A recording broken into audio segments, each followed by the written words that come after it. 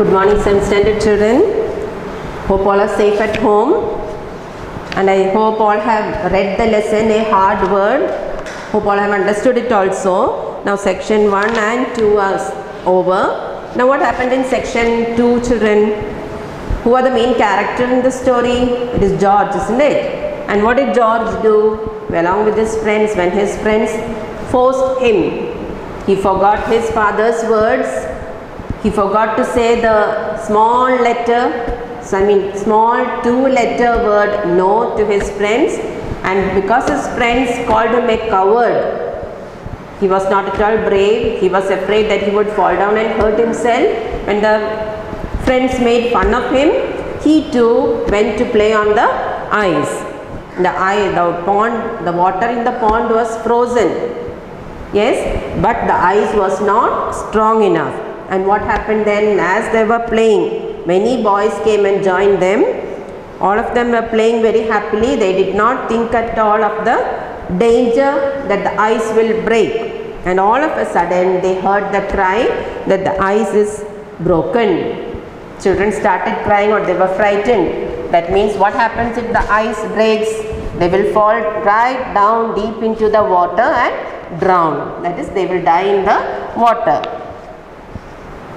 So section 3, a teacher had heard the noise and was coming to call the boys from the ice just as they broke through. So one teacher in the school was nearby. So the teacher heard the shouting, the cry, and was coming to call the boys when the ice broke. He tore some boards from a fence close by and shoved them out on the ice until they came within reach of the boys in the water. So what did he do? There was a fence close by.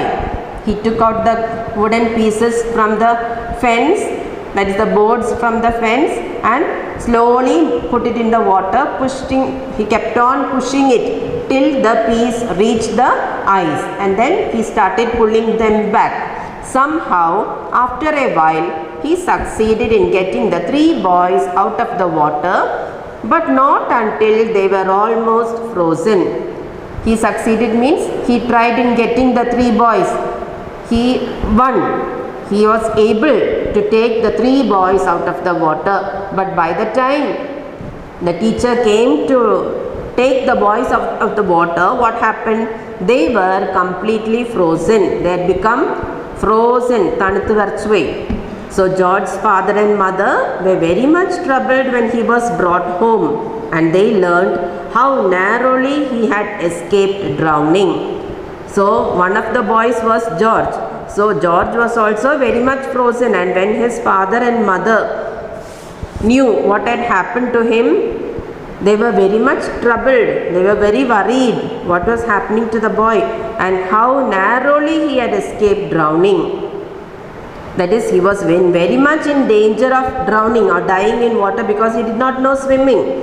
But they were so glad to know that he was safe that they did not ask him any questions until he was warm and comfortable again. So they were very good, thoughtful parents. They did as soon as they heard the news, they were worried. But then they were glad, they were happy to know that their son was safe. And then they did not ask him any questions at that time. When he was better, that is by evening when he was warm and comfortable, but in the evening when they were all gathered together about the cheerful fire, his father asked him how he came to disobey his positive instructions. So his father had told him not to go and play near the pond or inside the pond with his friends. But his father is asking now, why did you disobey me and go and play with your friends in the water? George answered that he did not want to go on the ice, but the boys made him. So George said, I did not want to go and play, but the boys, my friends, they made me go and play on the ice. So father is asking, how did they make you? Did they take hold of you and drag you on? Asked his father. So father is asking, did they pull you? Did they pull you and put you in the water? Why you did not say no? No, said George. but they all wanted me to go. So George said they did not pull me, but they all wanted me to come and play in the water. When they asked you, why didn't you say no? So his father asked him, why did you not open your mouth and say no? I was going to do so, but they called me a coward and said I was afraid to go and I couldn't stand there. So why did George go, children? Because the other children made fun of him, telling him that he was a coward, he was not at all brave, and that he was afraid that he would be hurt. And George said, that is why, because they made fun of me, that is why I went to play with them in the water. And so, said his father, you found it easier to disobey me and run the risk of losing your life than to say that little word you thought so easy last night. You could not say no. So his father said, when he heard that, he said, so it was easier for you to disobey me and run the risk of losing your life. You might have lost your life in the water than to say the little word no. So George could have said the word no to his friends, but because they made fun of him, he was not able to say the word. So now George began to see why this little word no was so hard to pronounce. You remember in section 1, his father said two little word is there which is very difficult to pronounce, but at that time George said that is very easy to say. So now he began to understand what his father said about the two-letter word. It was not because it was so long or composed of such difficult sounds, but because it often requires so much real courage to say no when one is tempted to do wrong. So now he understood why it was very difficult to say this word no. Especially you need very much courage. You must be brave to say the two-letter word no at the correct time and the correct place. After that, whenever George was tempted to do wrong, he remembered his narrow escape from drowning and the importance of the little word no.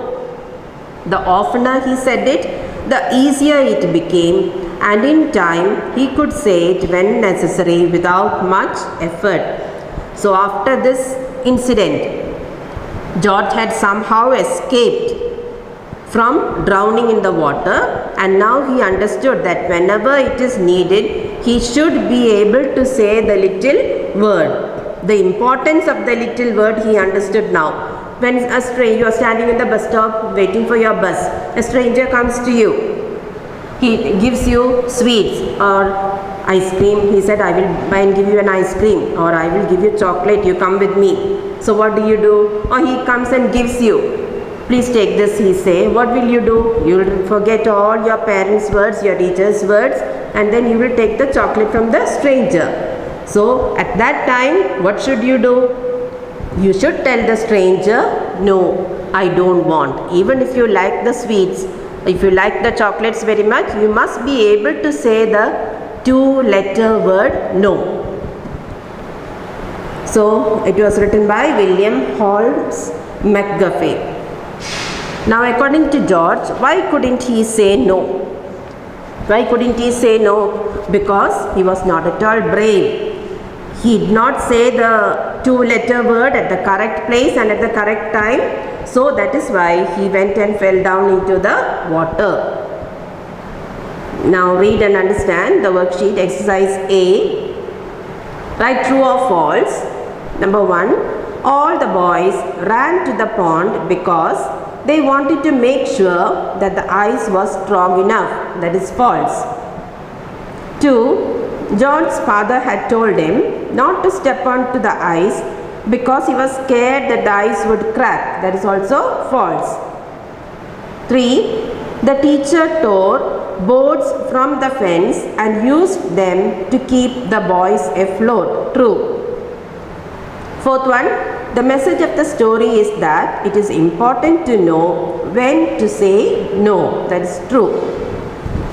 Now B, answer these questions with reference to the context. First one, and then one could pronounce them easily enough. Now what are them, children? Them are the words that are difficult to pronounce. B. Are all of them easy to pronounce? No. All the words are not easy to pronounce. Which of them was particularly hard to pronounce? According to his father, the word no was difficult to pronounce, was hard to pronounce.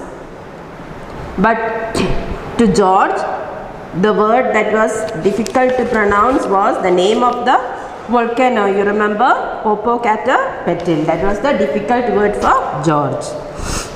Second one. Some of the hardest words I have ever seen are the shortest. A. Which short word was George's father referring to? George's father was talking about the two-letter word no. B. Was the word really hard to pronounce? The word no was not hard to pronounce. C. Did George agree with his father? No. George said that it was very easy to say the word no, but his father said that it was difficult. So he did not agree with his father. So third one. Jack Frost had been busy changing the surface of the pond into beautiful crystals of ice. A. What had happened to the pond? That is, the water in the pond had been frozen. It became ice. B. How long was Jack Frost at work? So Jack Frost was an imaginary name. He was working all night to make the pond look clear and green. C. What did the boys do when they saw the pond the next morning? When they saw the pond the next morning all frozen, they thought that they can go and play on the ice. 4. More boys kept coming as they saw the sport, and soon all thought of danger was forgotten. A. Which sport is being referred to here? Now what is the sport here, children? They were skating on the ice or sliding on the ice. B. Why was it dangerous? It was dangerous because sometimes the frozen ice will not be strong enough and it will crack. C. Why was all thought of danger forgotten? When all the boys came and joined them and all of them were playing very happily, they did not think that there was danger of the ice being cracking. So that was the danger there. The ice was cracked. So we stop here, children. We'll continue in the next class. I'll be sending you all these answers. Thank you.